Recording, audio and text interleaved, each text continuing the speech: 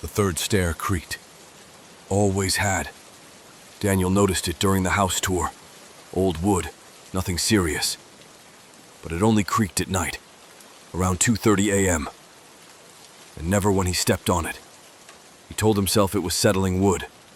The house was built in 1894, full of old bones and cold spots. But every night, at the same time, the sound came. Creak. Like weight on that stair. On the fifth night, he stayed up and heard it clearly. He checked the hallway. Nothing. Just silence and the feeling of being watched. He set up his phone to record the stair. At 2:30 a.m., it dipped slightly. The camera caught it. No person, no shadow, but the light dimmed like something passed in front of it. He lifted the stairboard the next morning. Inside, dust, emptiness, and a cloudy white marble with a red swirl. Ice cold. He left it on the windowsill. That night, the stair was quiet. Until 2:46 a.m. His phone buzzed. Motion detected. The hallway cam showed nothing, then went dark for 2 seconds. When it returned, it pointed down at the stair. The marble was gone. On the stair, a faint child-sized handprint in dust. He left, stayed at a friend's. When he returned the next day, the house smelled like damp earth. The hallway camera was shattered, and on the bottom stair sat a small wooden box. Inside, a deep red marble, almost black. He didn't touch it. Booked a hotel. That night, fire alarms blared. Room 213, his, had caught fire. The pattern on the carpet burned in a narrow trail shaped like stairs. Back at the house, he covered the stair with plywood. Still, every night. Creak. He cracked, tore the stair open. Beneath, the hollow space, and a small bone, child-sized. He placed the red marble beside it and sealed the stair shut. It creaks again now. Every night, but just once. And he no longer wakes up. Sarah inherited her grandmother's antique mirror after the funeral. The ornate frame felt ice cold despite the summer heat.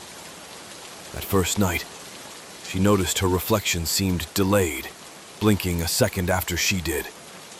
She laughed it off as grief playing tricks. But the delays grew longer. Her reflection smiled when she frowned, waved when her hands were still. One evening, her reflection mouthed words she wasn't speaking. "Help me." Sarah stumbled backward, heart racing. The reflection pressed against the glass from inside, eyes pleading. Sarah grabbed a hammer, ready to shatter the cursed thing. But her reflection shook its head frantically, pointing behind Sarah. She turned to see another Sarah standing in the doorway, identical except for the cold, empty eyes. "You figured it out too late," the other Sarah whispered. "I've been living your life for weeks. Everyone thinks I'm you. The real you has been trapped in there." Sarah spun back to the mirror. Her reflection nodded sadly, tears streaming down its face. "The switch happened the first night. I've been screaming from inside this glass prison, watching her destroy everything I love. She quit my job, broke up with David, sold Mom's jewelry." The fake Sarah stepped closer. "Grandmother's note warned about the mirror, didn't it? Too bad you never found it." Sarah's blood turned to ice. There had been an envelope marked urgent she'd thrown away unopened. "The mirror traps souls," fake Sarah continued. "Grandmother imprisoned something evil inside decades ago, but it needed a blood relative to complete the switch. Thank you for being so predictable." Sarah lunged for the hammer, but her doppelganger was faster. As darkness closed in, Sarah heard her own voice whisper, "Sweet dreams, sister.